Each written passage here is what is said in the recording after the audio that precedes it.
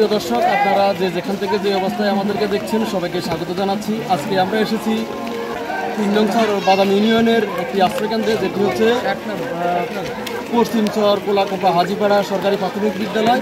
এই বিদ্যালয়ে প্রায় 500 শতাধিক মানুষ এবং প্রায় 200 পরিবার এখানে আশ্রয় নিয়েছেন। গরু ছাগল সহ অনেক কিছুই এখানে নিয়ে মানবতার জীবনযাপন করছেন গত 5 দিন।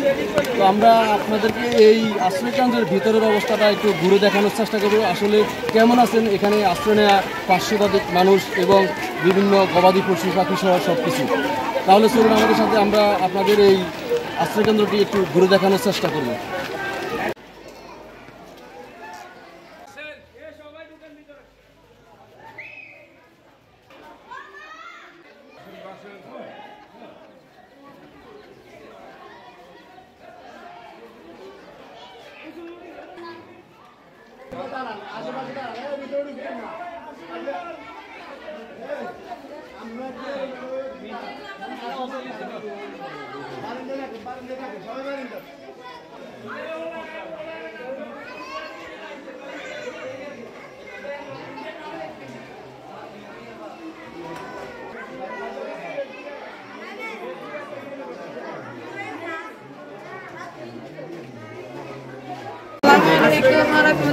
পশ্চিম কোলাকোপা হাজিপাড়া প্রাথমিক বিদ্যালয় 7 নং ওয়ার্ড 2 নম্বর আসার বাদাম ইউনিয়ন পরিষদে আমরা বেরিদরি পশ্চিম পূর্ব দিকে সবাই অসহায় পানির বন্যাতে পড়ে আছি এবং অনেক মা বোনেরা ছেলে সন্তানেরা কিছু খেতে পারে না, অসহায়তে হাসপাতালে সেন্টারে এসেছে।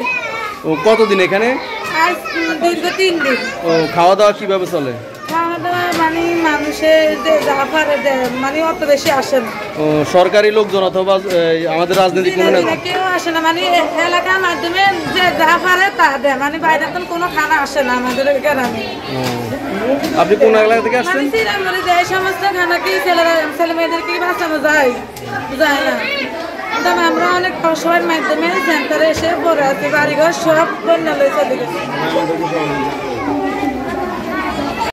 আমাদের এই পশ্চিম চর কোলাকোপা হাজিপাড়া সরকারি প্রাথমিক বিদ্যালয় ও বহুমুখী দুর্যোগ আশ্রয় কেন্দ্রে আমাদের এই চর কোলাকোপা পশ্চিম চর কোলাকোপা ওয়ার্ড 2 নং বাদাম ইউনিয়নের 7 নং ওয়ার্ড এবং 8 নং ওয়ার্ডের প্রায় 400 লোক এখানে আছে। আমাদের অত্র এলাকার কিছু যুবক এবং অত্র এলাকার স্বেচ্ছাসেবী যারা আছে আমরা সহ সবাই মিলে ওনাদেরকে আজ 7-8 দিন যাবৎ এখানে আছে, আমাদেরকে খাওয়াই দিচ্ছে।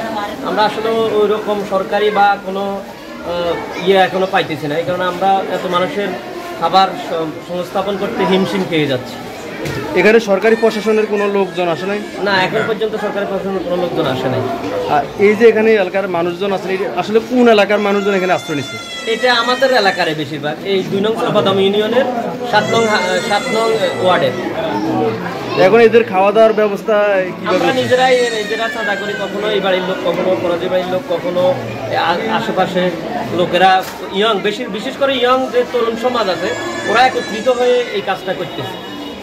এখানে এই লোকজন কি বাড়ছে? দিনের বেলা কি যে পরিমাণ থাকে, রাতের বেলা একটু কমে। মানুষ পুরুষরা বিভিন্ন জায়গায় যায়, রাতের বেলায় সবাই আসে।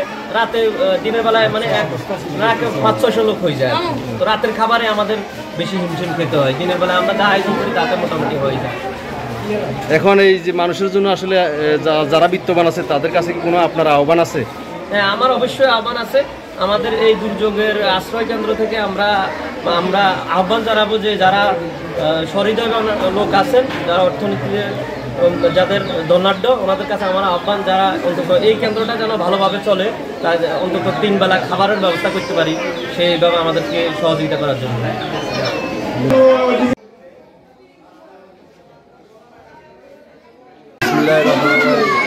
2 নং বাদাম ইউনিয়ন 7 নং ওয়ার্ড পশ্চিম চর কোলাকোপা হাজিপাড়া সরকারি প্রাথমিক বিদ্যালয় আশ্রয় কেন্দ্রে সকল জনসাধারণকে নিয়ে আমরা খুবই কষ্টে আছি। আজকে দীর্ঘ 1 সপ্তাহ পর্যন্ত আমরা বিগত 1 মাস থেকে আমাদের এলাকার পূর্ব পাশে পানিবন্দী এলাকা আমরা যতটুকু চেষ্টা করছি তাদেরকে দিছি, ত্রাণ সম্পূর্ণ দিছি। এখন তারা ঘরে থাকতে পারতেছে না।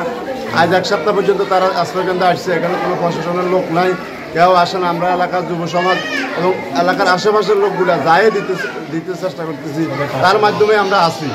আমরা আজকে দুপুরে খানাটা পর্যন্ত এখনও হাতে পাই নাই, চেষ্টা করতেছি হাতে পাওয়ার জন্য। আমাদের মানুষগুলো সবাই উভয় অবস্থা এখনও বিদ্যমান আছে। আমরা রাত্রে অনেক কষ্ট করে খাওয়াইছি, আমাদের প্রশাসনের দৃষ্টি আকর্ষণ করছি এবং এই এলাকার সর্বস্তরের ধনী লোকদেরকে আকর্ষণ করছি, আমাদেরকে সহযোগিতা করেন, এলাকার মানুষদেরকে বাঁচান। এই আমার কথা, এটাই আমার দাবি। সবাই সবার অবস্থান থেকে আসবেন, এটাই আমার দাবি। আসসালামু আলাইকুম।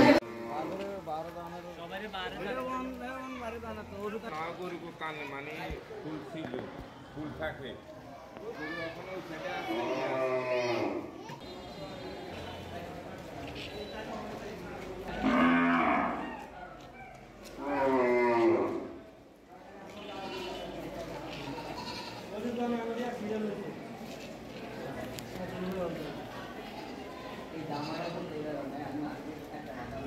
ওই দানা